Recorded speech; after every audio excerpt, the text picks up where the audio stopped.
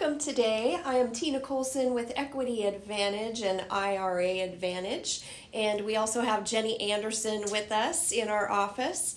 And hey Jenni, I understand you have some questions. All right, Tina. So I've been doing my fair share of Googling, and I'm looking into these 1031 exchanges.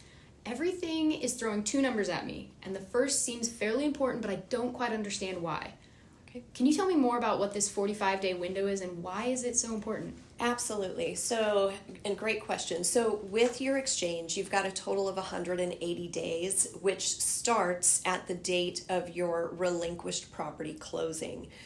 The first 45 of that 180 days is that identification period. So that identification period is crucial because, one, what happens if you don't find any property to identify that you want to purchase in the exchange during that period? Don't identify anything. We're going to send your money back to you. We'll cancel your exchange on day 45. We'll send your money back to you on day 46. Keep in mind that money is going to be taxable as a regular sale. So let's say a second scenario. You identify property, and you can identify as many as you would like. So if you identify property and that's property that you definitely want to purchase in the exchange, don't go throwing your neighbor's property address on there knowing that you can't purchase it in an exchange because it's not going to do you any good, okay?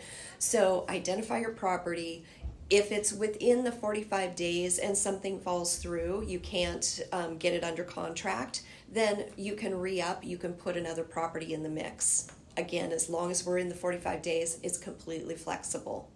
So what happens if you identify property and let's say you only identified one property and you had it under contract, now the inspection is done and it's more problems than you want to deal with. So you don't want to buy that property. But again, you've only had the one identified within the 45 days. We're on day 60, falls through.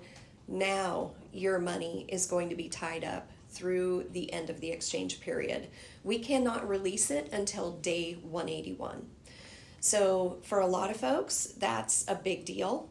Again, that money is going to be taxable to you, and depending on when you sold your relinquished property versus when you're going to receive the funds back, if you're straddling tax years, now you've got two different events and you're going to be charged the gain in the tax year in which you received the money.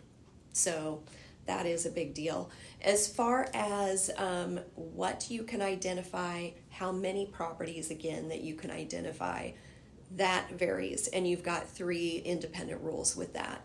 The first one, if you only plan on purchasing 1 to 3 properties, stick with the first independent rule, which is the 3 property rule. It gives you the most flexibility. You simply need to write in the address of the property that you wish to purchase, and that's it. Sign and date the form and submit it to us by day 45. The second independent rule is called the 200% rule. So what this means is if you identify 4 or more properties, you need to add up the accumulative value of everything that you've identified. You don't want it to exceed 200% of what you just sold. So you sell $1 million property, don't exceed $2 million in your identification. Otherwise, it's going to throw you into the third category, which is a tough one, and that's the 95% rule. So as long as you are under 200%, you have the flexibility to purchase 1 or more properties that are ID'd.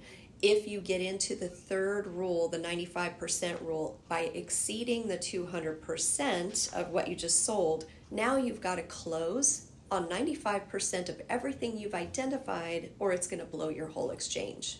Wow. That's a tough one. So most people avoid the 95% rule and they will stick with rule number 1, which is 3 property rule, or the 200% rule. Wow. Okay, that was super informative. I feel like I just got a crash course. Spark Notes 45-day education. Right. My key takeaways, correct me where I'm wrong. 45 days, I can change my mind. I can shop, drop, swap. That's okay? Absolutely. Day 46, it's written in stone. So I have to follow through on what I want to purchase. Yes. And then if I don't, if that does fall out, my money is tied up till day 180, where then I'm facing the tax consequences. So that seems highly important. This 45 days doesn't seem like something to play around with. Absolutely. And here's something else that's really important on our end. So when our clients identify, again, you could identify property, all of it could fall through, and we may not close on anything.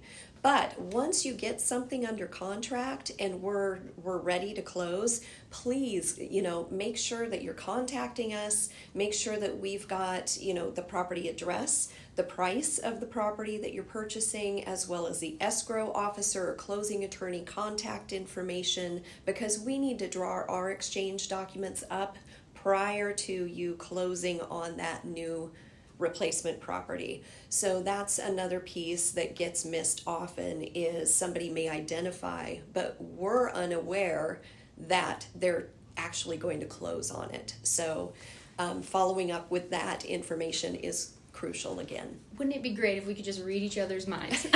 Right? I'll just send you a text, Tina, I found what I want to purchase. Yes. So please contact us. That's what we're looking for, is that communication piece. And again, we all want to be on the same page, and we need to work really closely with your closing agent on the other side. So, well, motivation is high. I get to defer quite a bit, so I'll definitely be in contact. Yes. Awesome. Thank you. So this was a segment again with Equity Advantage, IRA Advantage, Tina Colson and Jenni Anderson.